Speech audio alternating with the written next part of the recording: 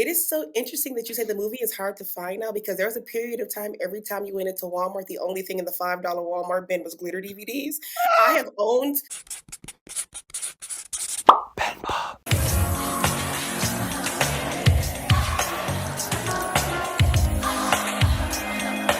Hello, my name is Ary. My name is Dante. Today, we're diving even further to our discussion about glitter with another lamb when we're talking about Glitter, the movie, with very special guest, Alona Turner. Yes, we found the movie on YouTube. We have popcorn on our hands. Now it's time for us to give you the scene-by-scene commentary about what our thoughts are on it, what Alona thought about it, and what Dante thought about it. Because you know he definitely had a lot of thoughts. That head ain't no big for no reason. Baby! I did. Let's go. Can you back up a little bit? Ooh. In a world where proving yourself is everything. Hey, Billy, can you repeat that verse? Okay. They don't matter. They're just backup. One woman is about to get the chance. When the microphone comes, do something special.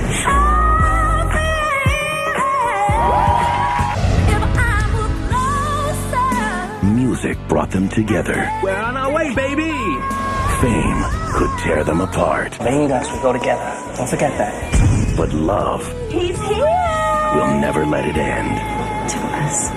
Mariah Carey. Glitter. Released on September 21st, 2001, and directed by Vondi Curtis Hall, Glitter was supposed to be a monumental film, but instead it became quite the cult classic with lots of lore surrounding it. Starring Mariah Carey and set in the early 1980s New York City, Billy Frank is an aspiring singer with a rough childhood who falls in love with a nightclub DJ played by Max Beasley and is offered a contract to sing backup and eventually develop a solo career while overcoming the trauma of her childhood and the threat of Terrence Howard, her former manager, Lucius. And now, let's get into Billy Frank's career with our guest. I'm in my pan. Alright, so today on PenPop, our guest is a dedicated member of the Lamely in entertainment law and spreading the word of MC with the viral content on Twitter, Instagram, and TikTok. She is one of my favorite mutuals on Twitter, has excellent music taste, and deserves a veteran's discount for being on the front lines during the glitter era as a lamb. We are all indebted to you. Please welcome Alona Turner. Welcome to PenPop, and thank you so much for being here. Thank you so much for inviting me. I'm so excited. This is going to be so fun. So thank you for having me. Yes. How are you doing today? I'm doing well. No complaints. What can I say? Too blessed. I see you got the lover boy shirt on. I had to do it for my girl. It took me forever to find this doggone shirt, but I had to do it for Oh my my girl. gosh. I feel so bad. I have nothing on glitter. I hope we get a vinyl reissue or something, because those eBay prices. Insufficient funds. I bought mine on Discogs from Japan for $50. I was like, Okay, I need to look into that. Oh, Discogs, yes. And they would mail it to you from Japan. It took like a week. really? Come on, Japan Lamely. Come on, Japan lambs. Truly. Japanese lamb for the win. Okay, so we want to know, how did you first get into Mariah? My boss just walked by like, hey, like most people, I don't know many lambs that have like a positive Mariah story. They're like, oh my God, I just like the music. But my father passed when I was 7, and One Sweet Day was the biggest song in the country. And Yes. I used to sit by the radio because it's before streaming, because I'm old. I'll just wait for the song to come on, and I cry. And one day my mother just walked up to me and handed me the Daydream CD when I was 7. It was the first CD I ever Aw. owned. She was like, girl, here. She's like, enough of the radio. Enough Take of that it. shit with headphones. With headphones. And I, of course, navigated the little CD player, found my track, and I just listened to it on repeat. And that's how I got into Mariah. And I've been a lamb for the last 30 minutes. Like, it's been fun. Exactly. Such a short time. It's a short time. Truly. What's time? I don't even know her. And so the reason we have you here today is because I found out through the Twitter that you were in the movie theaters on the day Glitter was released. I was. But before we get into that, we want to know, like, how did you first hear about Glitter? Were you excited? What was, like, everybody saying when she was talking about doing a movie and going to Virgin Records? Okay. From what I remember, I was 12 when Glitter came out, which is so funny to me because one of the reviews, the negative reviews I saw about Glitter at the time, they said, this movie is for 12-year-old girls. And I said, well, yes, this movie is for little girls. Here I Yes. am. Well, yes. I was like, obviously, what do you mean?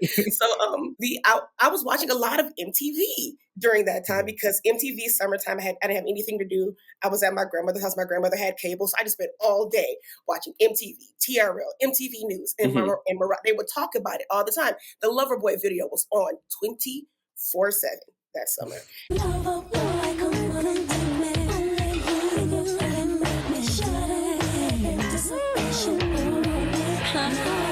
As it should. And as I was like, okay, all right. Oh, Mariah's like, oh my God, new Mariah. I was still actively listening to the Rainbow CD at that point. But I just remember like seeing her everywhere they would talk about it. And I actually even saw the infamous TRL incident live as it happened. And I was like, what is going on? And then it was, well, we could probably talk about that later. But we'll talk about it later. I'm dying to know about that. But yeah, so I just saw it everywhere because I watched a lot of MTV at the time. This is also like right when the internet first started. Right. And I would get on the internet and I would go on mariahcarey.com, which was all HTML at the time, looking like a straight Wix website. And they would like make little announcements about it. But I was aware that the movie was coming because they talked about it all the time. Oh God, I wish I could like see the website. Yeah. It's in the Wayback Machine. Okay, I'm gonna go check that out. Yes, it's cute. It was cute. Okay, it's time to get your popcorn out. That's right. Let's get into our first thoughts on Glitter the movie. So, Alana, what did you think about Glitter the movie? It is to this day my comfort movie. I saw it in theaters. I was again 12, and I took my 5-year-old cousin with me. I love it because I was babysitting. It was like it was right after the events of 9/11. I still wasn't going to school. I refused to go to school because I was so scared. So then my mother just took me to the movies. And I saw Glitter in theaters. And I loved it. I was like, Mariah Carey, big screen, not being at school. Great. Perfect. Most fantastic thing ever. My life is amazing right now. And I saw it in theaters actually 3 times before I went back to school. I love it. My mother was like, all right, I've indulged you enough. You gotta go. And I was like, all right, fine. So yeah, I loved it. I thought it was great. I thought the music was great. I thought the visuals are great. The brat is my favorite part of the movie. I think the brat is so funny in the movie. But yeah, I loved it. But I was already a lamb by the time the movie came out. So of course I was gonna love it regardless. Right. Yes. And how was like the theater? Was the theater full at the time, or was there like? Yeah. But was that because you were going during the day or because? I was going during the day, and this is also like the week after 9/11. So people were still pretty, it was very much like COVID lockdown in the sense that nobody was outside. Everyone was still on the end, like everyone was still very much like contained. There was still a lot of like fear. And my mother barely wanted to take me just in case something happened at the movie theater. But I was like, we live in Detroit. I don't think anything crazy is gonna happen here. But it was just the streets were like empty. So the movie theater was empty. It was like me and my 5-year-old cousin and maybe like 2 other people further in the back. So it was pretty safe. But hey, you had the whole theater to yourself. I'm sure you had a good old ball. It was fun. And by the 3rd time I knew the songs. So it was even more fun for me. It was like it felt like the Eras Tour movie. Oh yeah. Absolutely. Oh, that would have been so. I mean, not for the time, but fun, like to experience that. Like, I wish, like, while you were telling the story, like, I wish I got to, like, experience that. Oh, that's so cool. We need like the Christmas tour, like in the movie theaters. Can we get that? I just thought of that right now. Like, wouldn't that be so much fun? That would be so much fun. But I would hate for it to wait a year to come up because we could only watch it during Christmas. Unless we get all the Christmas tours combined into one movie. Ooh. That would be fun. Wow. Like Tokyo Dome and like enough Flintstones. House of Mimi, get on it. Get on it. Yeah, my first thoughts about Glitter, like I never saw the movie because like honestly it's hard to find. Now it's on YouTube. Thank God that person is doing God's work, but now they added ads, so I'm kind of side-eyeing them a bit. But I get it. I mean, but anyways, my introduction to Glitter was the lore of it all, like the shady compilations on YouTube where it's like Mariah, like diva moments, Mariah shady moments where she's talking about like, no, Cindy, whatever. Like that was my introduction to Glitter. Like I had no idea all of this was happening. And then when I went to go search it up, I saw like how the dates were lining up with like 9/11 and all the other stuff, unfortunately. And now that I read the memoir, I have obviously more context. But honestly, like it's been so much more fun just talking to people about it because I love to hear fan stories, what was the critical consensus, and and kind of deciphering like what was the true tea, like because you were there Mm-hmm. in the moment, like because on the internet, Wikipedia, they edit everything. Like I don't know what's true, I don't know what's not, I don't know if people are embellishing things, but yeah, I loved it. I thought it was camp. I thought it was fun. Everybody where I read it on stuff of like the critical consensus was very negative. So I was going like, okay, let's see. But then when I watched it, I'm like, I love it. I mean, I really like it. Like I had fun. It was camp. It was fun. It did what it needed to do. And then eventually I watched Wise Girls, and I loved Wise Girls too. I guess Glitter overshadowed Wise Girls, but like I gotta do another episode on that because it's so good. Everything. If Mariah Carey was in a movie, I've seen it. Exactly. Mm-hmm. Even the opera one, like she was an opera singer. Yes. I've seen all of them. Like just, it's that bad. No, it's that good. Okay. Exactly. You guys were saying, like, as I said, like, I don't consider myself like a full lamb yet. Wait a minute. Walk with me, y'all. Because I don't give myself the title. I'm going there. I'm bringing it to the dark side. But I am a lamb. Like, I want to be 100%. You know what I mean? Like, I just haven't gone through everything yet to be official. I haven't been sanctified yet. But like watching the movie, like I hear that a lot, like, she's bad acting or whatever. I'm like, what are y'all talking about? Yeah. Like, I was here for everything except the hat that she's wearing. What's her name? Vitalicia. We'll get into that. We'll get into that in a minute. But I'm here for it. Like her acting, the notes were there, the everything, like the storyline. I felt like I was watching Mariah's story even, but we'll get into that as the movie goes. But whatever, I love it. Obsessed. I wish I could go back in time and I was born then and live it because I want to experience that. Like what you telling it, I'm like, yes, that's what I want to experience. It is so interesting that you say the movie is hard to find now because there was a period of time every time you went into Walmart, the only thing in the $5 Walmart bin was glitter DVDs. I have owned at no less than 10 copies of this movie on DVD. Really? No less than 10. Because Walmart. No, I think stealing them. I think you're right. You're right. I've seen it. Okay, so like where we're from, we have this thing called Shoppers Drug Mart, which is kind of like a drugstore or whatever. And you're right. There is like DVD things where it's like a pack of 3 movies, like Diva Movies pack, where it's like glitter, whatever. But the thing is, like, I haven't seen it in so long, and then like it's not on a streaming service that I know of. So yeah, not even Prime, right? I don't think Prime. Nothing. Well, Wise Girls on Tubi, so I thought they were gonna add it on Tubi, but it's not on there yet. It's Glitter is still not streaming. We barely got the album, and that was a fight to even because the album wasn't streaming for that too. I had to buy it on iTunes, and then it disappeared one day. Whatever the corporate morgue people, like she says, they took the money. They robbed me of $17, and then and then Mariah put it on streaming. So I guess it's all good. Thank God. Corporate morgue. Oh, the corporate morgue. We love everybody. We love everybody. Allegedly, we love everybody. But anyway, let's get into the movie. So, like, honestly, we have no structure for this. So I just want to talk about the movie from beginning to end. I made notes. I'm in already. Let's do it. Okay, I'm gonna summarize it for everybody at home if you haven't seen it, but I hope you would see it by now because this is like our 3rd episode about it.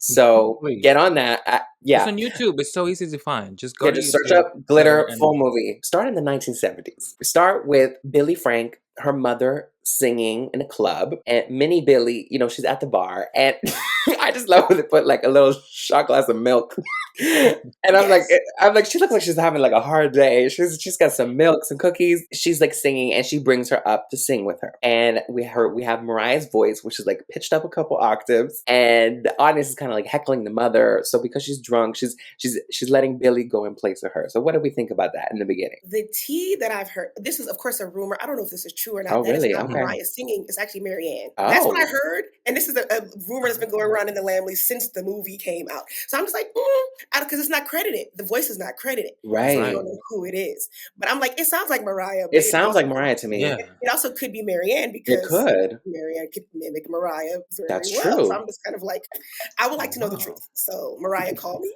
and tell me what the truth is. Or come on here. I mean, Mariah, come on the podcast. Please. We need a Glitter Twitter space. Oh my God, that's so interesting. Yeah. And also, like, Glitter is so funny to me because I've seen these people in other projects since Glitter, and the mom was the mom on the show half and half, and I was like, wasn't that Billy's mom in Glitter? And so, like, when I see people in other little projects, I'm like, like Pat Lakshmi, I was like, cooking lady. Yeah. You're so yeah. I just thought I just like that part. That was cute. The little girl I think her name was Isabel something. She was great. She played her role. She really did. She did that. And she kind of looks like her, I have to say. Yeah, no, for sure. I'm not going to lie. When I first clicked on the movie, I'm like, did I click on the right one? What is going on here? Because I walked in and I was expecting Mariah to be on the front, like right there. Yeah. am I watching the right movie? Wait a minute.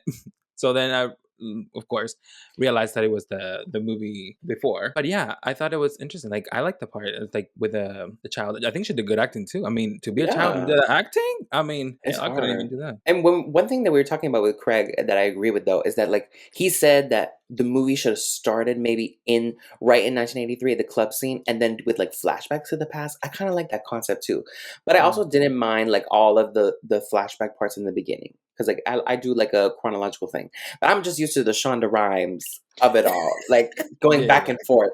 No, that's fair. That's fair. So yeah, so then they go to the Billy and her mom. I think her mom is like something with the L. I forget. It was like Lillian. Thank you, Lillian. So Lillian and Billy, they go to her biological father, asking for money because she got fired, and he gives her some reluctantly. And then they're back at the house, and unfortunately, her mother lights a cigarette, or they kind of allude to it. They don't really show it, but she lights a cigarette. She falls asleep. The house catches on fire. Then child services comes into play, and she ends up at a children's center with Twister playing in the background. We got a cat whisper, and she meets her two friends, Louise and Roxana. And then eventually we go to present day in 1983, and we have Mariah as like a background dancer. She was shimmying for her life. I was like, you better do it, girl. Just up there on the stage, just. Like, people that say Mariah can't dance, like, she can do a dance when she wants Dancing to. here, Okay? yes. Absolutely. Like, the honey... Never mind. I tried to learn the honey choreography once. It's not something you can learn in 5 minutes, okay? This is why I act like that. I ain't dropped one single and made this money back. I rock so swell, I gotta prevail. First rap superstar, now my name pops out. You never wish me well, cause it started... Oh, I know the honey choreo. Oh, that is so funny.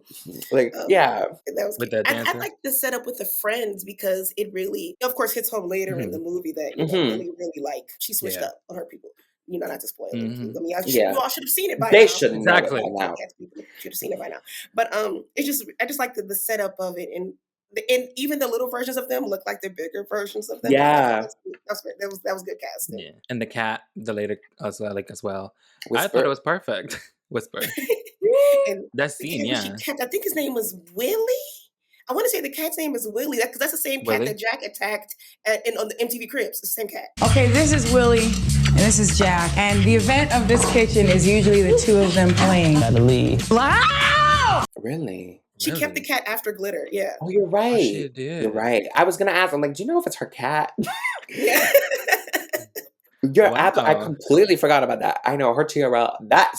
Glitter's your comfort movie. Her TRL episode is my comfort Oh my show. goodness. Like, I don't know, for some reason, like, I love watching it, all the commentary and everything. But anyways, so she's backstage as Timothy Walker, aka Lucius from Empire. Like, when I see his character, I just think Lucius Empire. Literally. He has his girlfriend Silk. What if they should have done that? Like Lucius was with Mariah, with Billy. Like, when I first watched it, I'm like, What? is this Empire? Like, where's Run Mariah the check? Like, she literally came up with Empire. Literally. Oh that's my so god. true. Wow. It would have Yeah. fit perfectly. Lee Daniels, get on it. Exactly. I mean, and they're friends too. Anyways, Yeah. so his girlfriend Silk approaches the girls backstage, say they want to be, in a singing group to Billy's reluctance. And I always thought, like, in the scene, like, the cheetah print, like, they just kind of look like the cheetah girls. Like, I don't know about you, Alana, but, like, to me, like, it doesn't really seem like 80s to me, aside from the music. Like, to me, like, the wardrobe thing, it literally looks like 2001, like, straight on.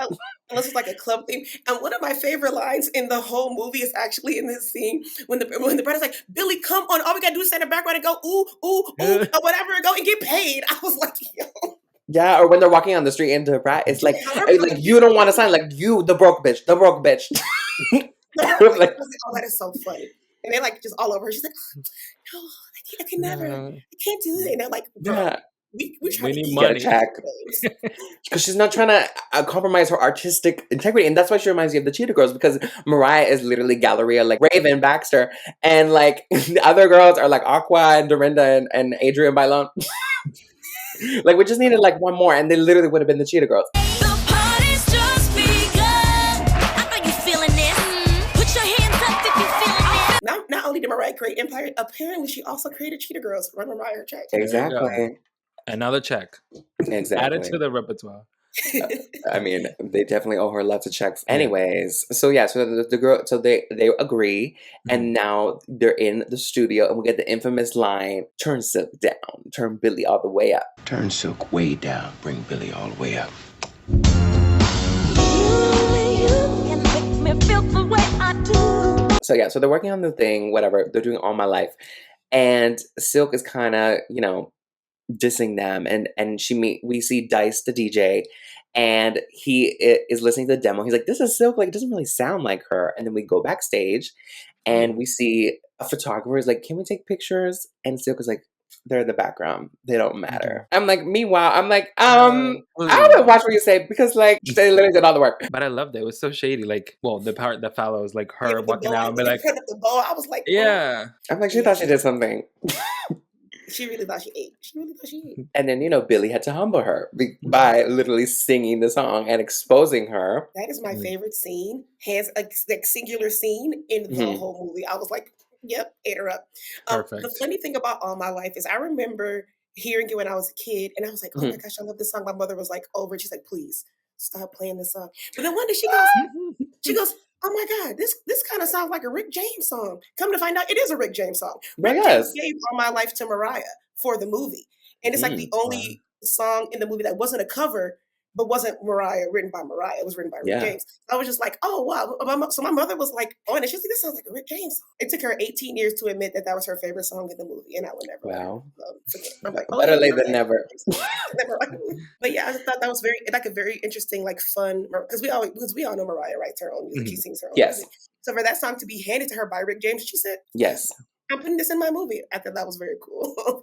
Yes, from legend to legend. Yeah, so then we have Dice chasing after her. And now we can talk about the hat. He's trying to convince her to come back and they need to work together or whatever. You soup girls up to get what you want? I don't soup girls. I was like, yeah.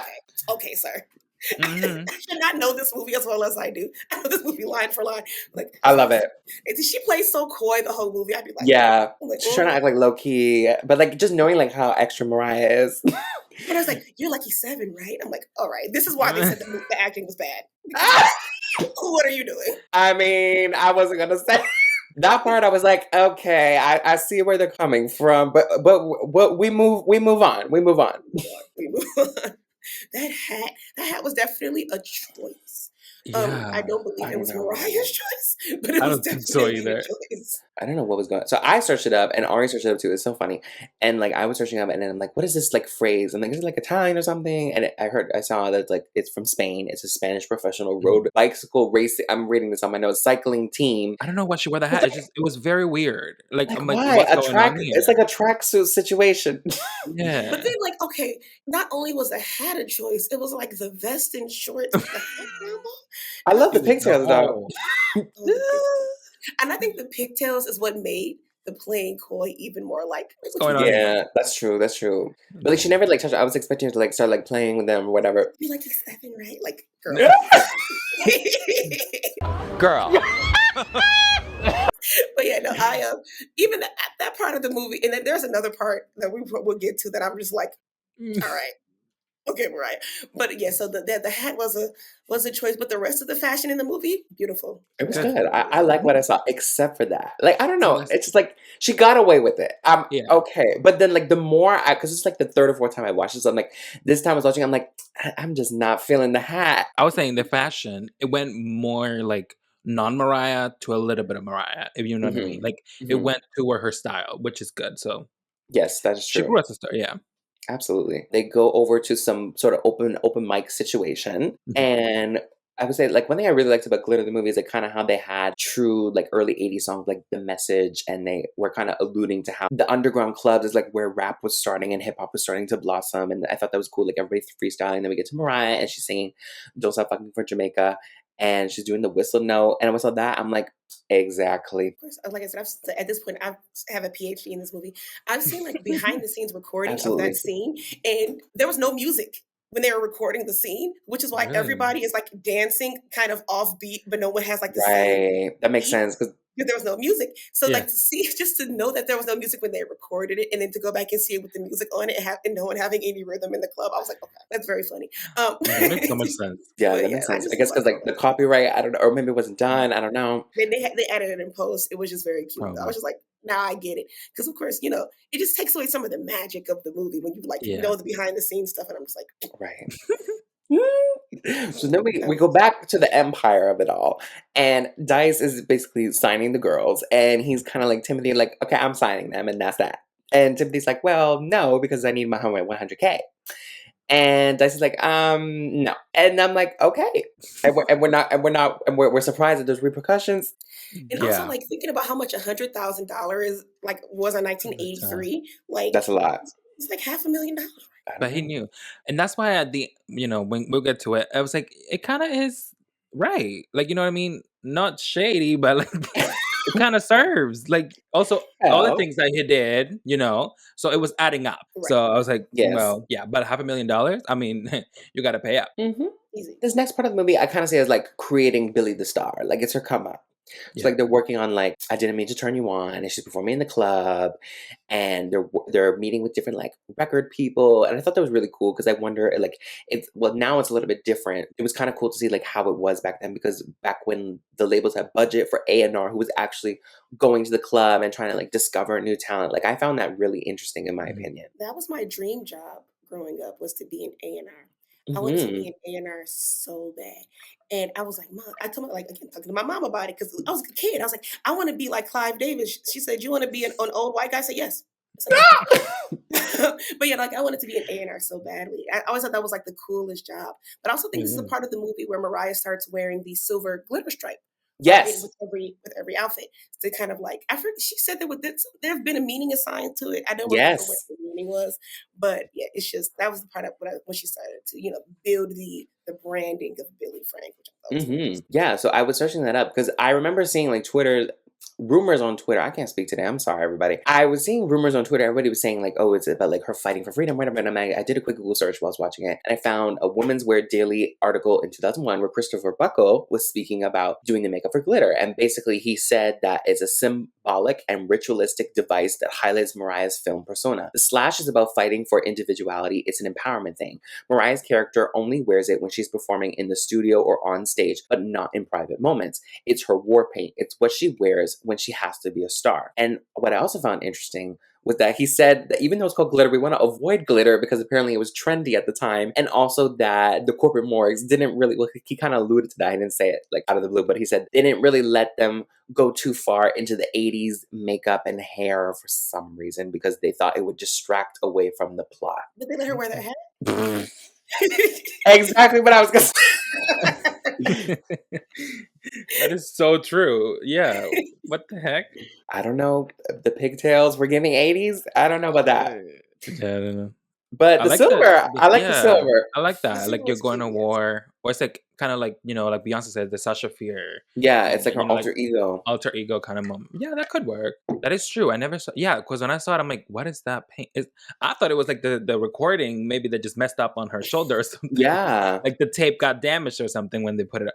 I don't know, but Well, I thought it was from like the photo shoot scene, but then I saw it when she was in the studio that she had it, and I didn't notice it before until somebody pointed it out. I think another time she wears it when she meets with the record execs, like from Columbia Records, and she's wearing like the white halter. I think she has it on then too. So like there are just certain points throughout the movie where she just has it on. She's always in public. When it's just her and Dice, she's like not wearing it. So actually, I didn't even realize that until you just. I'm like, oh, that makes perfect sense.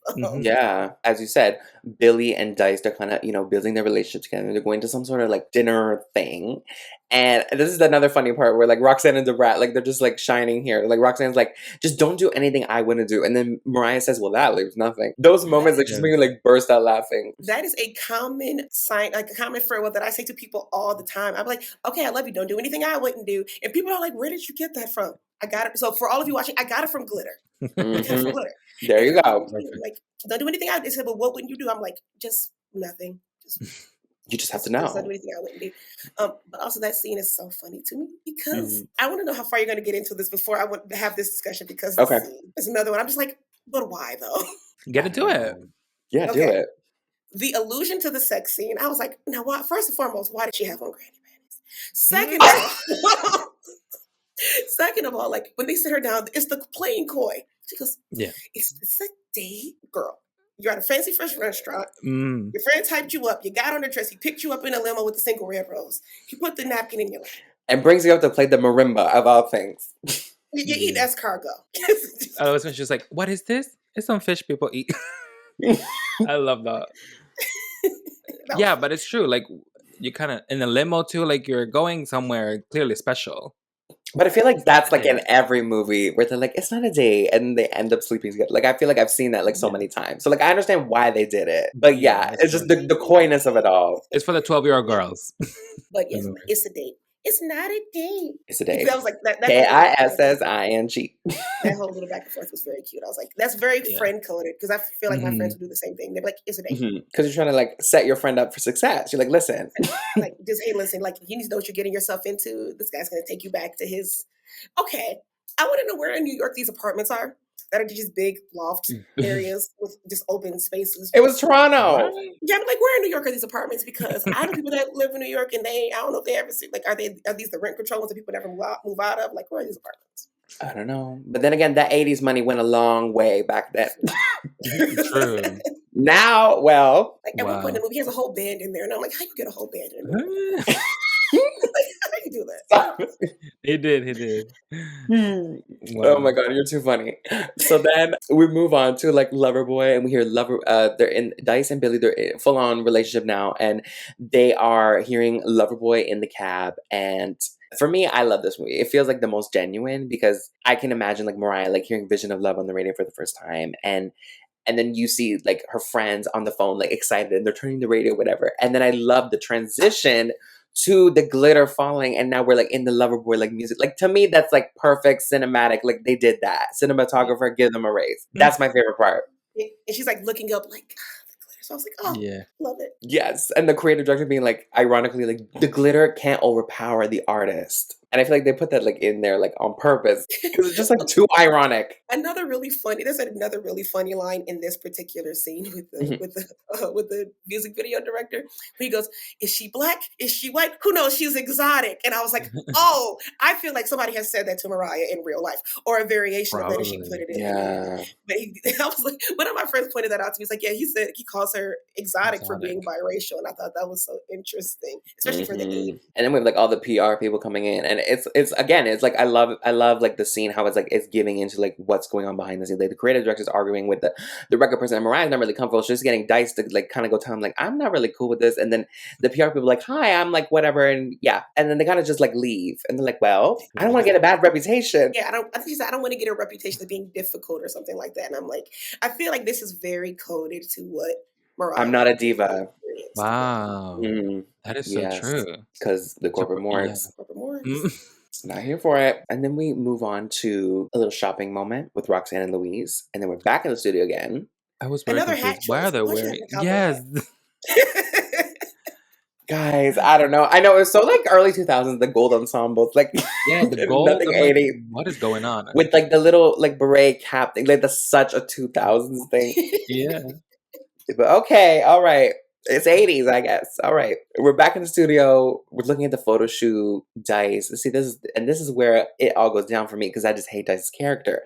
Because he's always hating on Billy. He's like, not here for the photos, not here for the award show, whatever, like in the limo. That's probably what he was doing during that time. So now that I'm thinking, like, you know, she's probably making her true statement there. Wow. Seeing Mariah cry after that award show in that pink dress it shattered me. Even as a kid, I was like, what? Like, how dare you make her nose all red and stuff? Like, I was very not pleased by that situation. Honestly. It also reminded me of A Star is Born, kind of, where another thing she needs to check for, because they literally do the same bathroom scene where she's on the floor in the bathroom and Dice is apologizing, like, and literally the same thing, like Lady Gaga, she's in the bathtub, except the only thing is like in glitter they make up, but in The Star is Born it gets even worse. But again, like run her check. Where's the check? Where's the check? Billy's trying to find her mom at the same time, and we're going in and out of the studio. Loverboy's a success, but we need a crossover duet. So Eric Benet comes into the mix, and she meets him at the award show rehearsal. And what do you think about their song? It took a while to grow on me. I thought it was very cute, but Eric Benet in the 80s, I don't see Eric Benet being very 80s. Eric Benet is at the very least 90s coded, but I think he played his role. Well, like he did what he was supposed to do, but the song was Mhm. cute, and I was just like, all right. It's not my favorite on the soundtrack, but I don't Okay. skip it. I'm just kind of like, I like the beat because it's very 80s. I really do like 80s music. So this was like a perfect crossover. It's just right. I didn't like appreciate it until now, but I love 80s music. So yeah, so now we're at the award show, the actual award show. And I wish we got like a more of like a snippet of like the Loverboy. Or no, oh my god, I'm mixing up all the songs. Didn't mean to turn you on performance or whatever. It's kind of just like showing the after, like they're all coming out to the after party or whatever, and Debrat and Roxanne are getting ready. That's funny too, where she's like coming out with a different outfit. She's like, it's too much. We need to go. Like, we need to go. Like, literally every time. Yeah. The Brat is the best part of this movie. I don't know. The comic relief the Brat provides. She's carrying. And her comedic timing too. Like, it's so good. It's so good. And Dice is once again bringing down the vibe, you know, because he's working with Quincy Jones, allegedly. I feel like he was kind of lying there, embellishing a bit. And you can see Eric Benet be like, okay, that's great. Good luck with that. And even like the director too, he's like, well, yeah, we could do like the soundtrack. He's like, yeah, maybe next time. So Billy, right? Oh man. And I'm like, this right, his Dice ego. Secondhand embarrassment. Oh god, it's just cringy. But like not the acting, it's just like for him, his character. It was like, ooh, I feel bad for you, but like not really. Yeah, so then Dice gets even more drunk, expresses his jealousy of Raphael, Eric Benet's character. And then he starts like hating on everybody. Yeah. Where the friends leave the limo and they're like, Billy, are you coming? And she's like, well. That was I was like, girl code, Billy, what are you doing? Yeah. Girl, you really gonna let your girls walk home after he insulted them for no reason? Be serious. Be serious, Billy. I would have gone out first. And girls, let's go. Right? Yeah, I was a little disappointed she there. let me down. Mm-hmm. And the body shaming. Yeah. But yeah, well, he got his karma. But the way he was insulting them, I was just like, what did they do? Yeah. What do they do? Like literally, it's the ego of it all. I was gonna say, men's ego can get bruised really easily, and then they lash out. Mm-hmm. Motorola. Anywho. Ooh. Well, yeah. Moving on. Yeah, anyways, well, sort of, kind of. Yes, moving on. So now Mariah thinks she knows a woman on the street is her mother, but it's actually just someone else. I was so excited. I was like, oh my god, it's the mom. And I'm like, oh shit. It's not. But like, I don't know. It was random to me. But it was the song, because she was singing the song that they were singing at the beginning of the movie. Yeah. Yeah. My childhood. And then we jump into SNL or whatever. It's called like the Late Night Live or something. Some like fake name for it. I'm like, it's SNL. And I love how like Mariah was like requesting her honey lemon and tea like in real life. And she's getting ready or whatever, watching the skits. And we get the call that Dice is in jail for trying to beat up Lucius. I know I should be saying the character's name, but it's just in my head is Lucius. It is Lucius. The character's name is Timothy Walker, but in my head is Lucius. That is so funny. Okay. And yeah, so once again, messing up. Again, literally A Star is Born. That is so true. The resemblance is there. Mm-hmm. Wow. And the frustration. I'm like, come on, Billy's trying to promote Loverboy. Like we want a Loverboy performance snippet. Yeah. And they keep fighting. And I think at this point, they're fighting again, and she slaps him. Yeah. Because Dice says her mother would have been proud of her. How but dare like, in an ironic way. Your mother would have been proud. So distasteful. So disgusting. I was like, that was low. He deserved that slap. Yep. I had to replay it a couple times.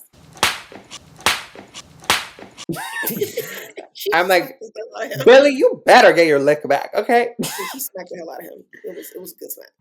It really was. I don't know if it was real or not, but whoever edited that scene, they did that. Yeah, so then she leaves the apartment, goes back to her friends. They take her. Wait, and Reflections. Love. What's the part? Oh, yes. Yeah, it was that. Isn't that when she's singing the piano with her? Oh, you're right. I'm sorry. I completely skipped over that. I think it's like after they're like showering or something, and then she's talking. She found like a box of her mother stuff, and she's crying, and she starts writing reflections. Yeah, and then but they're also the piano, and then he comes. Yeah, in. Yeah, that was cute. I cried on that too. I was like, oh, like it touched a string in my heart. Mm-hmm.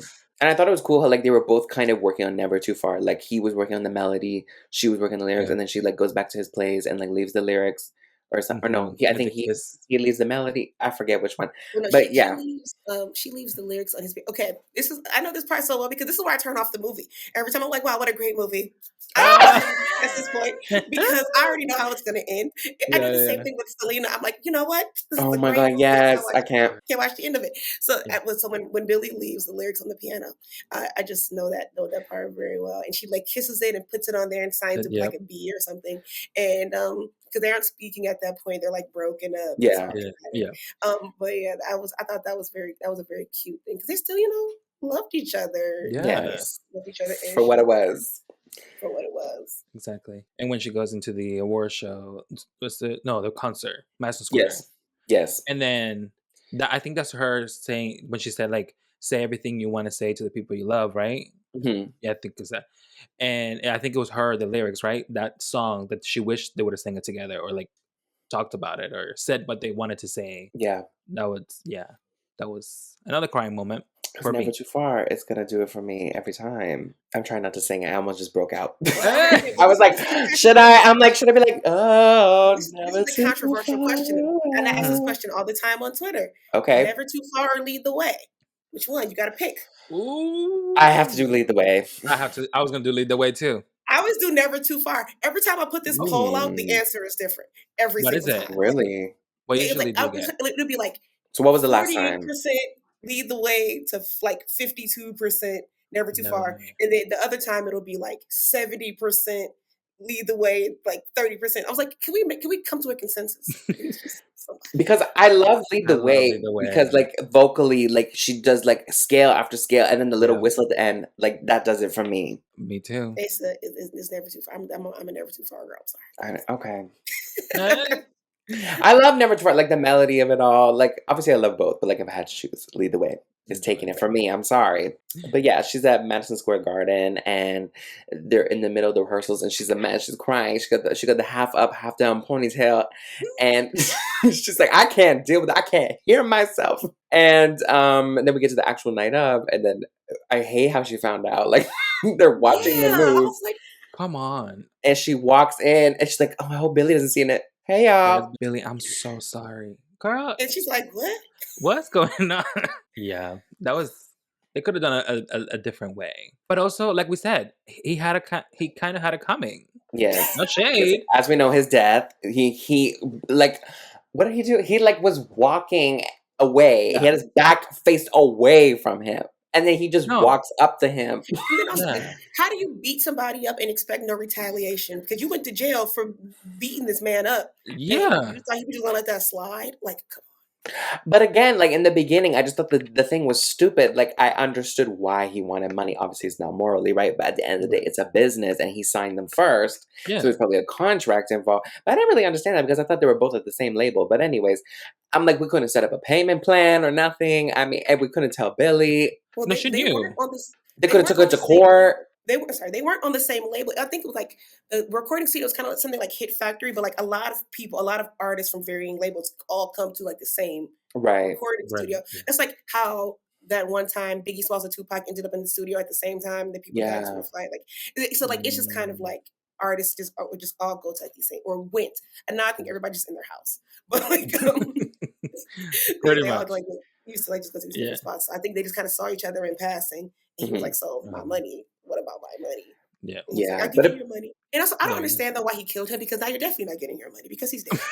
Exactly. You're going to jail. Because I thought it would have been cool, like if they went to court and then we could have Billy in the court, and then she finds out about the deal and she didn't know. Like they call her to like the witness on the stand, and she starts crying. Like, But she walk found with out, me remember? here. That would have been for Glitter too. Yeah, she found out, but like it was kind of like coy. That's to bring up coyness again. Like in the apartment over, like what, they were like, I don't know, like It was sitting like, by I'll the kill I you or don't know. whatever. Yeah, the groceries or whatever. She was trying to just bring in the groceries of some Chinese Yeah, food. he just in the apartment like what? How did Hey. he You get here. Yeah. Glitter 2. Do you think that could have happened? I have pitched varying versions of Glitter 2 on Twitter for no Okay, reason. I want to hear this. I'm like, Glitter 2. Again, walk with me. Walk Yeah, with me, okay. Glitter 2. I'm ready. It's about Mariah didn't know that Billy didn't know that she was pregnant at the time she was at Madison Square Garden. She had Dice's baby. Daughter is a singer. Daughter's growing up in the 90s, late 90s, early 2000s, which you know, Oh. this film, and she's trying to come out of the shadow of her mother's fame from the 80s. And now Billie is a jaded singer, you know, because she's not as popular anymore. Right. She was popular in the 80s. So she's took like a Lillian type path. So, you know, the whole time Mm. Billie is warning her daughter about the way the fame will eat you up and spit you out and yada, yada, yada. And it's like her daughter's quest to kind of step out of her mother's shadow and, you know, become famous in her own right. So I was I like, I love don't know, that. they need to hire me. Like, glitters are like, come on, just Yes. you can put it on Tubi. But Bring me some money. they stole your idea for the movie Double Platinum with Diana Ross and Brandy because that's literally the plot. Are you serious? I'm not even joking. I've never even heard of this movie. Okay, so I see people use these reaction pictures of it all the time, and I'm like, what is it? And they're like, it's a movie with Brandy and Diana Ross. And basically the movie it's like Diana Ross, she like leaves the father and the daughter to go become a famous star in the 80s, and now it's the 90s. And the daughter is a big fan of the mother, and she goes to the concert and she finds out that it's her mother. And then she's also breaking into the industry, so the mother's like kind of guiding her, and she's not listening to her. They took your idea. I've never heard of this movie before. Me either. What's it called? It's called, I think it's called Double Platinum. That's why. Oh, that is so funny. But that's literally the plot. Except like the only difference is that like she didn't know that the singer was her mother. She like found out. So and they use like the songs from each of their albums at the time. So like Brandy's like hit debut single is Have You Ever, which was actually like a #1 from Never Say Never. Wow. Okay. Yeah, I got was this like a straight to TV movie? Because I need to I don't remember. I think it was straight to TV. It was like, and it was 99. Yeah, The more you know. Search it up. Look it up. But I love this theory about like her being pregnant with this child. Imagine Like, that. she wouldn't know by the time she Right. singing. And then I can see like because she eventually she reunites with her mother, so I could see like her like the mother kind of being like the voice of reason now, and them having a scene was like, oh, now you want to be the voice of reason after you whatever like abandon me or whatever. Yes, a little banter with her mom while having issues with her daughter. Mm-hmm. Mariah, so now we have a proposition for you. I was going to say, reach out to Alona Turner on Instagram, and then we can come in here, promote it. I think we need to come up with a transcript. Yeah. Like, Mariah, just hit me up, girl.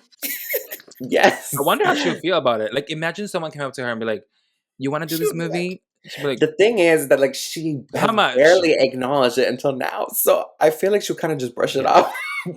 She'll be like, okay. Yeah. She'll be like, yeah, maybe. Yeah, exactly. I'm always in the studio working on something. Yeah. I mean, hey, where is it? she's in the studio. We're patient. We're patient. Okay, so the movie ends with Alana's favorite song, "Never Too Far." Wait, are you going to the Christmas? Oh yes. War? Yes, I am. Okay. When is I'm your fourth row center. Oh. And that's the thing. What date? What date? The first. I'm in November, Detroit, okay. and I'm also going in Chicago. It's my goddaughter's first concert. Oh, that's beautiful. that's a good one. That's perfect. Yeah, we're going for our Christmas birthday because my birthday is December 23rd. Her birthday is December 30th. Oh, really? So for her perfect. birthday and my ninth birthday, we're gonna go see Mariah together at the United States. I love that. That's the perfect. That's cute. honestly. Yeah, but yeah, fourth row center because this is my second time seeing Mariah this year. Wow. The first time I was at LA Pride, and I tell you, I was at the barrier. I was As you should. You saw oh my gosh, Rainbow Interlude live. Oh yeah, I as soon as it started, I started tweeting because that was Jake's interlude, Jake's like song. I'm like, yo, Right. Mariah's doing Rainbow Interlude. But even before that, I was there for the sound check. I was just outside the venue and I heard Mariah doing the sound check. And I was like, there's gonna be Rainbow Interlude. And he said, stop lying. And I'm like, I just recorded it and I put the video on Twitter.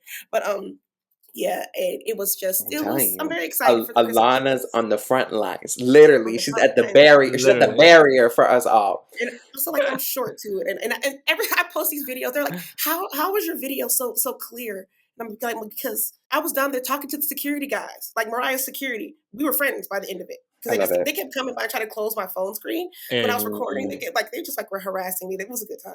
But it was just fun. It was really, yeah. But long story short, yes, I'm going to the Christmas concert. Yes. I went last year. I have to keep it. It's my tradition at this point. Us too. We're trying to make it a Christmas tradition. Now we don't get that lamb money though. We're a little bit up a bit in the back. But I'm happy to be there. I'm excited to be in the room. That's all I wanted. I don't care where I am. I just need to be in the room. And I love the set list, especially last year, like with the hits medley. Like I when Fly Like a Bird came on, I was up. I think I scared everybody in my section. Like I was screaming. Okay. But yeah, back to glitter. So when we wrap up with Alona's favorite song, Never Too Far, because we're trying to do Loverboy. But she's like, you know what? No, we're going to do a ballad. And like Ary said, she's talking about not taking people for granted, whatever. And then we do a little drive up to Maryland. I think Dice found her mother's information found her before he mom. Yeah, I died. was gonna say Dice found her mom. Yes, the only useful thing he did. And she drives up. I'm sorry, I'm a Dice hater. And she finds her mother and they reunite. And then we end with the credits with Lead the Way and Last Night a DJ Saved My Life playing. What did you think about the ending, Alona? I don't know her. Oh, you're right, because you turn it off after the thing. Right. No. But, Okay, but when you first saw it, what did you think as a kid? I cried. I remember crying because I'm a sympathy crier. So when Mariah was up there crying, I was sitting in the movie theater crying, and I was just like, "Oh, we just out here crying together." But I did like that she took that trip upstate and found her mom, and her mom was doing well. That brought me peace because I would have been upset if her mom was that lady on the street randomly singing the song, but her mother had gotten clean, was living upstate, had a nice little house. I was like, that is such a good, deserved, ending for not ending because her life continued, but like that's a good deserved like story follow up for her mom. Like to know that her mom was doing well and wasn't just like out on the street. That was pleasing to me. That was a good thing, especially after Billy had gone through so much. Like imagine your boyfriend getting shot and then you find out that your mom is literally like in a asylum somewhere, like in an institution. Like what a terrible way to end a movie. So like knowing that her mom is like doing good, and that was great. Exactly. Agreed. It's like a full circle moment. It's a perfect way to end it. I loved how they ended it. I wrote the same thing. I'm like, full circle moment. It was perfect. Yeah, and also wrote, I'm like, imagine having to sing when someone died. I'm like, why is there no bereavement notice? Like, why do we have for singers? The problem is everybody was there. They're like, Billy, love her boy. Now my question is already ready. Okay, so the way they frame that scene though is a little bit confusing because I'm thinking, okay, she's in grief, so she's deciding to do this ballad. Now, does that mean she did the rest of the show, or do you guys think like Billy just did like that one song and then was like, bye? I think she did the rest of the show. Yeah, because she's a professional. Exactly. That's true. And then she went to see her mom after. Okay. Right. But imagine going from Never Too Far and then into Loverboy. That's what I was gonna say. Yeah, I was gonna say. Baby. Let me hear y'all make some noise, MSG. I know. Oh man. And then I was even searching up like the car drive. I'm like, because when I watched the movie the first couple times, I'm thinking like, okay, wait, New York to Maryland, that must have been like a 3-day trip or something. But it's actually a 3-hour drive. So it's only a couple hours. I'm not good at geography. So I was Google mapping it. I'm like, okay. But also, like, what time did the concert end? Because like the concert started at night. By the time she could turn her mom house, the day is breaking. Yeah. And I'm like, that's what I was saying. I'm like, they made it seem like it was a whole day trip, but maybe she left like in the morning or something. Yeah, I was thinking like maybe 4 or 5. Then she like 3 hours. I'll be like 6, 7. That makes sense. But the concert ended probably at 11. No more than that. That's what I'm saying. So I don't know what happened in between. She had a nap. When she went to the Wendy's drive-thru, can I get a small chili with some fries?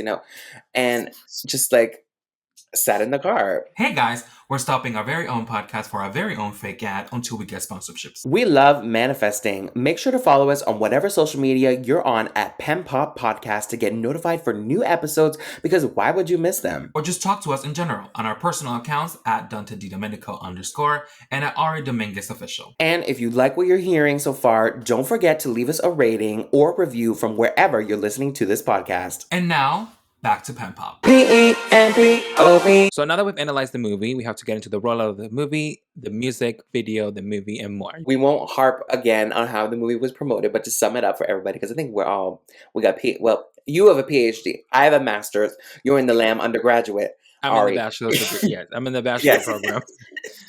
But to sum it up, there were several delays for the premiere days, TV appearances, tons of interviews when Mariah was running on 3 hours of sleep, voice messages on her website expressing frustration, press appearances, the media on Mariah's neck for no reason, for her erratic behavior, which we all know wasn't. There was a lot going on. The film debuted at number 11 on the box office, and with a $22 billion budget, grossed $5.2 million worldwide. So looking back, the film opened on September 22nd and closed October 18th. So that is a good one for like a month, I think. Like a monthy-ish. Like, I didn't know they only ran it for like 1 month. Because didn't like usually movies back then like run for like several months? If people were going to see them, but nobody was going to see. Like I said, when I saw the movie with the theater, it was empty. Right. So they just decided to end the theater. So then, did they have it available like somewhere else, or not yet? Oh, It took a few years before I started. I want to say maybe like, because of course you can buy it on DVD. right. When the DVD came out later on in 2000, sorry, in like 2002, early 2002, you Okay. could get it on DVD. But then it went like straight to like the bargain bin section, and that's where it stayed for Oh, like 20 Wow. years. damn. Damn's right. Mariah did not acknowledge the film or performance of songs until 2018 resurgence and detailing her experience in 2020 through the memoir The Meaning of Mariah Carey. Mother also still won awards at Golden Raspberry Awards and Stinker's Bad Movie Awards for Worst Actress. I mean, Glitter was eventually released on VHS and DVD on January 15 in 2002. Wow. Still sweeping awards. I mean, Yeah. It's still taking something. This is what I remember the most about that era, because Loverboy was the number one song Mhm. of Selling Song of 2001. What they Mhm. don't tell you, because this is when iTunes first came out. This is when oh, the beginning of iTunes. So even back then, I think iTunes singles were like $1, Mm-hmm. and Mariah reduced the price. She was one of the first artists to reduce the price of a single to up the sales, and it was like Right. half off. And so you Right. could, so everybody would buy it because it was like one of the cheapest singles on iTunes, which right. of course ran it up in the charts. But it deserved to be there Absolutely. anyway because Sure. it's Loverboy, be serious. And then of course knowing the lore behind, I've always known the lore behind Loverboy because I lived it. It happened for me in real time. Absolutely. And so I was just like, that whole thing, this whole incident. I remember watching it so clearly on TRL. Carson was trying to make Mariah seem like she was going nuts. I was watching, I was on mariahcarey.com. I was hearing the voicemails. We were on Right. dial-up. There was no such thing as Wi-Fi. None of that. We were on dial-up listening Right. to Mariah's voicemails on mariahcarey.com. But watching the TRL incident, and I literally remember so clearly the next day, MTV News and Sway got on MTV News and said, singer Mariah Carey has reportedly been put into a mental institution. It was like the next day or like the day after. And I was like, Really? she was just on TRL. Yeah, I was literally like 12. I was so confused. I was like, no, wait. Yeah. Really? She's not crazy. And then I heard, of course, they start talking about, oh yeah, she tried to kill herself and she slit her wrist with a broken glass. And I was like, that don't sound right. Right. And even as a kid, I was like, Yeah. this is not the Mariah I know. I didn't know Mariah, but this wasn't the Mariah I knew. Right. And I was like, this doesn't sound correct. But to hear her talk about it and how it was staged, the TRL thing was staged, because the way she explained it made perfect sense. Yes. Because I was like, of course, you have to go through all the security, you have to do all of this stuff. Who's just gonna let Mariah Carey up there with a popsicle cart? Exactly. Yeah. Like, and I was like, wow, that makes perfect sense. But that whole era was just so wild because I talk about this all the time. When like prior to Glitter era, when I tell you Mariah Carey was everywhere, this is also pre-social media. She was Mhm. all over magazine covers, Mhm. all over the radio, all over the TV. The Diva Fit happened. Nothing, no more magazine covers, no more Mariah Carey on the radio. All of a sudden, Really? Mariah Carey was crazy. Like literally, it's like the public did a complete 180 on her Mhm. in like the worst way possible. She went from being the darling of the entertainment industry to being like worse than nothing. So I understood why Mariah didn't want to relive that era, because Yeah. that was probably traumatic. Like the whole world Absolutely. just flipped on you in a heartbeat Mhm. because you had a moment of weakness because you're not a robot. And I was just like, I get it, girl. I get it. Absolutely. So And so, like, what were your like friends and family saying about this at the time? Like, were they paying attention to it a Mhm. lot? but she was Oh, crazy. Oh. mm, Well, that was mostly because of course I was 12. I was talking to Right. my mom. My mom was like, well, okay. This is one of my mom's favorite stories to tell. But around the time that Mariah did the record label switch, I was reading it in a magazine and I was crying. And I was like, and I can't believe they were so mean to Mariah. And then her dad died, because I had lost my dad. That's how I even got to Mariah in the first place. Right. I was like, and then they were just so mean to Mariah. And my mother was like, Alana, she's rich. She can sing and she light skinned. Suck it up. You don't got to cry for this lady. And I was like, but I do want to cry for this lady. My mother was like, all right. That's mother. Aside for your mother. Right. I was just like, so, but I just felt for her. Yeah. Of course. I mean, I didn't fully understand the plight until later, but literally everybody around me, my mother was always like a Mariah anti kind of, because I always have a habit of doing too much. So she was like, you doing a lot. She was keeping you in check. She was keeping me in check. I also have a brother who was like, He's like, why does she always plug her ear when she sings? I don't want to hear that either. Mm. Very funny guy. He's a funny kid, but like everyone around me, my friends weren't really talking about it. Except for I had like one friend, I would never forget, her name was Jennifer. And if you ever see this Jennifer, hey, we were like friends since like kindergarten. And she was like, you know, that Mariah movie, I really liked it. And like she would say this to me like in private, and like it was secret. She was like, you know, that Mariah movie, I really liked it too. And I was like, you were real one, Jennifer. She's a day one. She was like, you were real your day one. She was like, I really liked it too. You don't have to feel bad about liking it, because I was like in the 7th grade, and I was like, thank you. So everybody like around me was like, they flipped on Mariah too. Right. I was always gonna stand 10 toes for my girl. I was standing 10 toes the whole time. Okay, my next question is, so like when you were at the store and like the Loverboy cassettes were like discounted, or the CDs or whatever, like what was that situation like? Was everybody like trying to grab one, or was like, I'll just buy it because the price? Like what was that like? I actually didn't buy the single because, like I said, this is when iTunes first came out. Right. The whole big craze was buying it digitally or downloading it illegally through like Napster or LimeWire Right. or whatever. So, but I don't think I know anybody who bought Loverboy, a physical copy of Loverboy. Everyone that I knew bought it digitally because that was a new fad at the time, was buying it on iTunes, because iTunes was the cool hot thing at the time. It was pay for music after not paying for music with Napster. I mean, it's a lot more convenient. It was very convenient. It was nice. And it was fun for me too, because I was a kid. And I was like, Mom, can I use your card? She's like, for what? I was like, I want to buy a song on the internet. And she was like, the internet? You can buy music on the internet? I was like, yeah, it's called iTunes. Like I had to explain to my mom what iTunes was. She was like, for real? And I was like, yeah, you can buy songs on the internet. And I showed her how to do it, and I bought it myself with her credit card, of course, because I was 12. I love that. And what did you think about the music when it came out, like the album? I liked Loverboy a lot. The funny thing about Loverboy too is, looking back on the lyrics as an adult, I cannot believe my mother let me sing that song with my whole chest as a preteen, because them lyrics are dirty. And my mother was just like, you know what? I'm gonna pick my battle. And it's not a battle I choose to fight. I'm not gonna tell this girl she can't sing this nasty ass Mariah Carey song. Like this nasty Mariah Carey song out loud. Yeah, it was very cute. It was I like the songs. I was also into 80s-ish music, because, you know, that was the era my family was really into. Like my mom came up during the era of my uncles. I have a cousin who was born in like the early 80s. So he was like, everyone was like reliving it, reliving the fantasy. Right. The thing that I thought was very interesting is like all of the music videos that ended up being quote unquote lost media from that era. Like, when I tell people, I'm like, yo, I like to give little lamb epiphanies, because these are things that I remember and people can't find them on the internet. And I'm like, last night a DJ Saves My Life has 2 music videos. And people are like, that song has a video? I'm like, yes, it's like a full-blown camcorder video in standard definition 240p. So it was always like that? It's not just the quality from before? It was, well, no, I feel like they really did that with a camcorder. Like, right. It's just so. But I'm saying it was meant to be filmed through a camcorder. It's not just like because someone uploaded it from like 20 years ago. Exactly. Okay. With a camcorder and a flashlight, or the Funkin' for Jamaica video with Mystical. I'm like, there's 3 Mariahs. They didn't even know that it existed. They only knew like Loverboy, right? Or of course in the ballads, of course in the movie. But yeah, I thought the music was cute. And then hearing the story about If We leading to the I'm Real remix. I was like, we love everybody. We love everybody. We do. Shanti sang that song very well. So anyways, what was your favorite music video?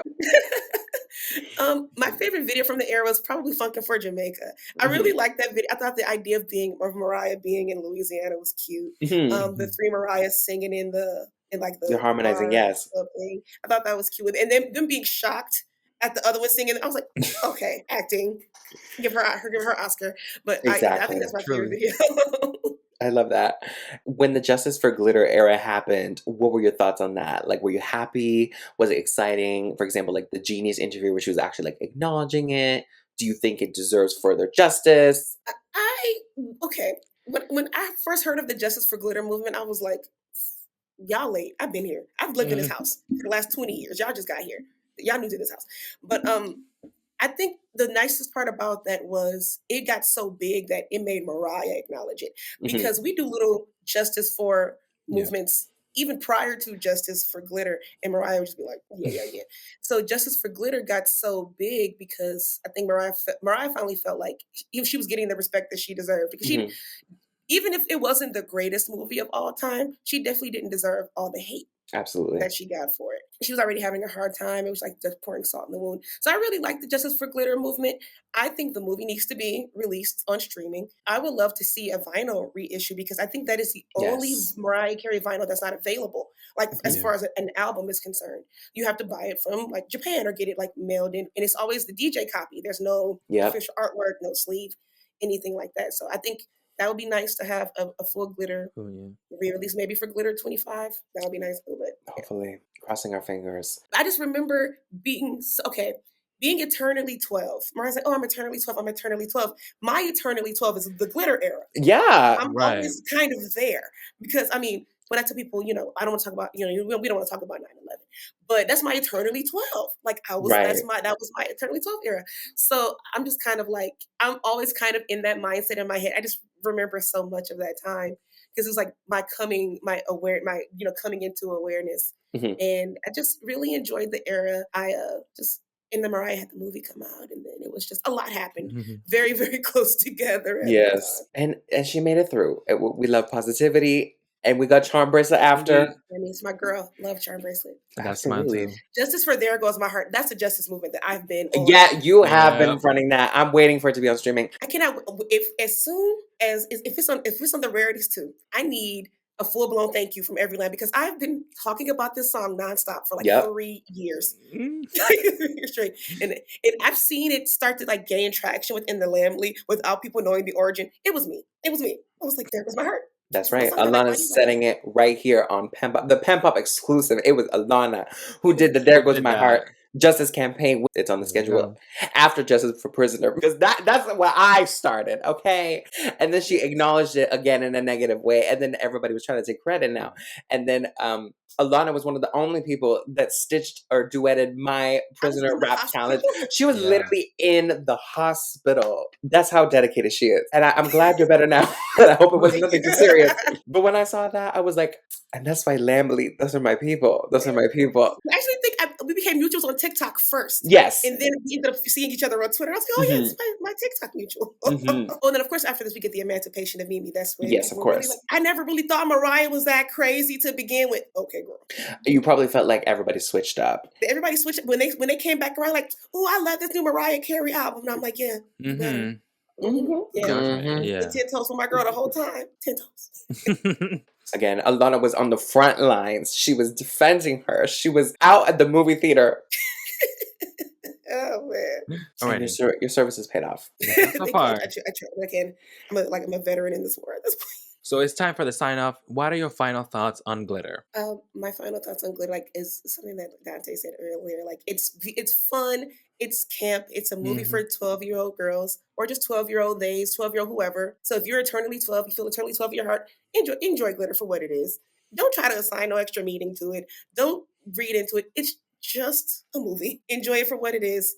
Get your laughs, get your cries. It's just it did what it needed to do, and I'm really glad that it got the moment and spotlight that it needed. I like that you said that. Like, I think people just need to go into it as a movie.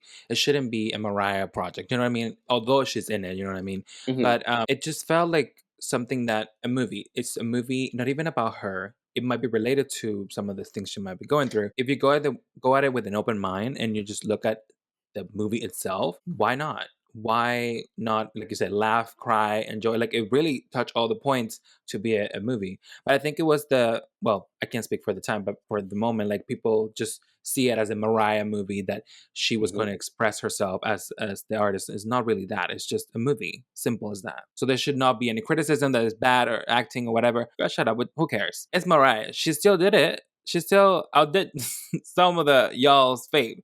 Anywho, so like, Never mind. The royalties from the discount bin at Walmart is probably more than our faves in streaming shows are probably making right now. So Exactly. So she did that.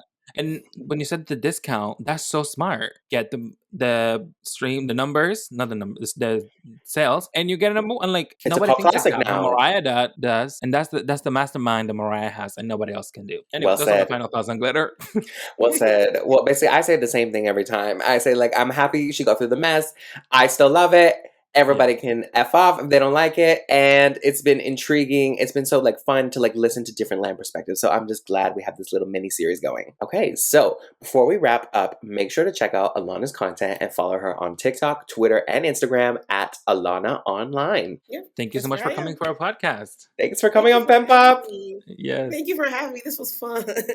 Thanks for listening, guys. And we'll see you next time on PenPop. Okay, bye. Bye. PenPop is produced and edited by Ary Dominguez and Dante Domenico. Hosted by Ary Dominguez and Dante Domenico. Graphics created by Ary Dominguez and Dante Domenico. Themes music created by Ary Dominguez. Thank you to the listeners who support us. If you'd like to show your support or learn more information, visit the show notes in your podcast app. Copyright disclaimer under Section 107 of the Copyright Act 1976. Allowance is made for fair use for purposes such as criticism, comment, news reporting, teaching, scholarship, and research. Fair use is a use permitted by a copyright statute that might otherwise be infringing. Bye!